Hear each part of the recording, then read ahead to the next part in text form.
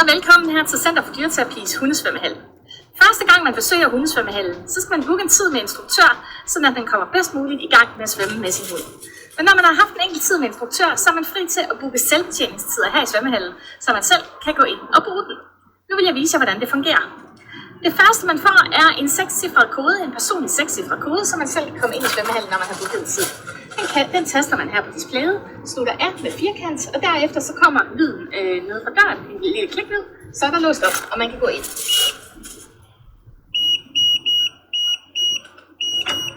Sådan der, kom med indenfor.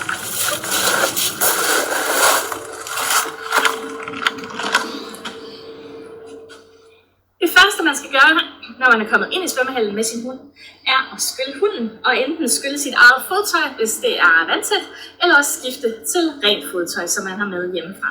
Det er simpelthen for at sikre hygiejnen bedst muligt. Og vi har sådan et lille skyllehjørne lige herovre, og der har vi en bruser her, hvor man lige skal hive op i den her.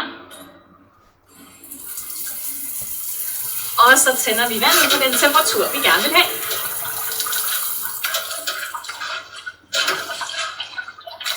Mine egne støvler.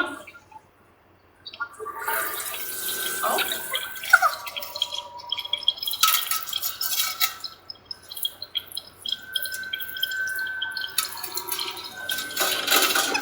når vi skyller hunden, er det specielt vigtigt, at vi skyller poterne, og at vi skyller den bag. Vi skyller selvfølgelig i det hele taget, men det er der, hvor der er størst risiko for, at der sidder skidt, at vi lige skal have skyllet det værste af.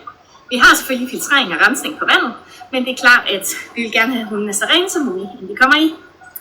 Det næste, vi skal, er at finde en svømmevest til hunden.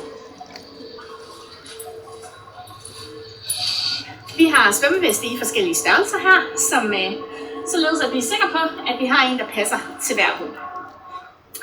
Og svømmevesten, de er skyllet, når man har taget dem af, så dem, der hænger herover er altså rene, og dem kan vi bare sætte på hundene nu her.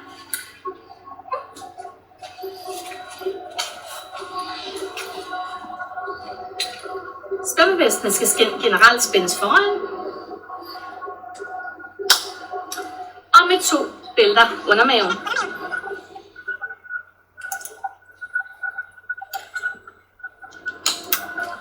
Og der sørger vi lige for at stramme, sådan at der er plads til en hånd indenunder. Ikke mere end det, men heller ikke mindre end det. Det skal sidde relativt stabilt, fordi det også er med til at hjælpe hundens balance i vandet. Vi strammer lige her foran os, så det sidder godt til hele vejen rundt. Vi har altid snor på hunden i begyndelsen af rent sikkerhedsmæssige årsager.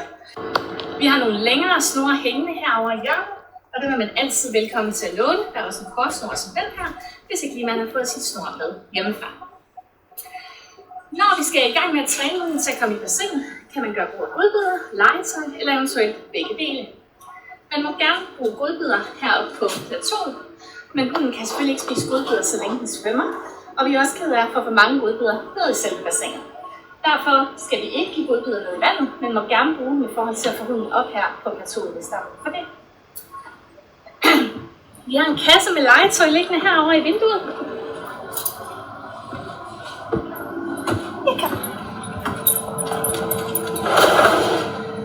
Det legetøj, som ligger her i kassen, er til frit udlån, så det må man altid gerne låne, når man skal svømme med sin hund.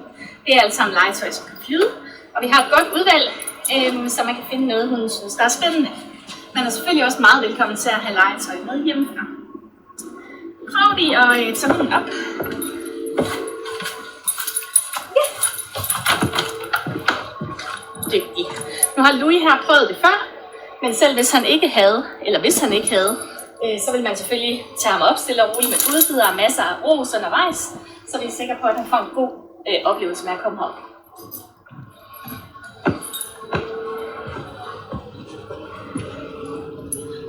Når hunden skal ned i bassinet, så gør vi det altid fra den her side.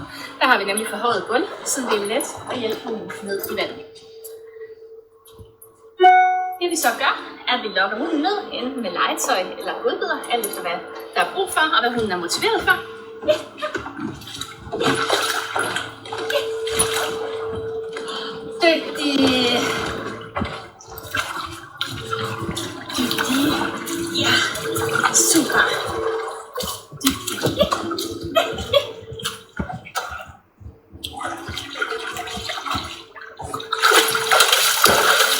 dygtig. Og det kan altså være en god idé at have vandtørt tøj med, fordi man bliver som regel godt våd, når de ryster sig. Nu svømmede Louis her en runde bare fra den ene rampe til den anden, men man kan også arbejde med vendinger og selvfølgelig længere svømmeture i bassinet. Så lad os prøve at tage en tur mere.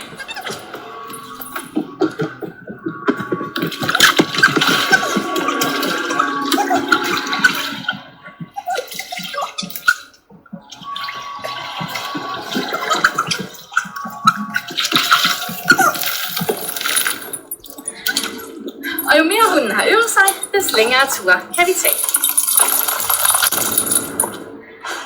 Når hunden er færdig med at svømme igen, så går vi selvfølgelig ned.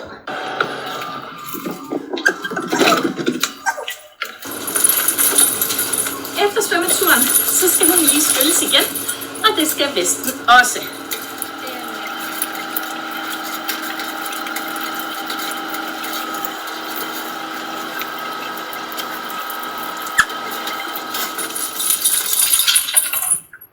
Når vi lige skyller hunden anden gang, så er det simpelthen for at sikre, at den ikke har en masse vand siddende tilbage, for eksempel op under maven, altså en masse vand fra bassinet.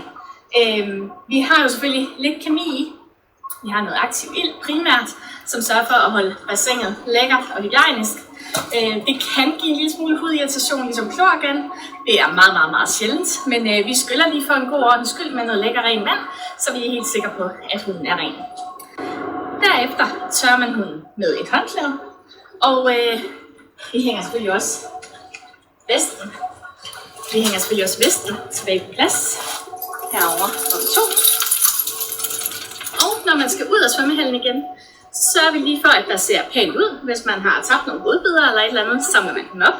Hvis vi har meget vand på gulvet, så er der en svaber herovre, hvor det vil være rigtig fint, at man lige får skrabt det værste ned i afløbet.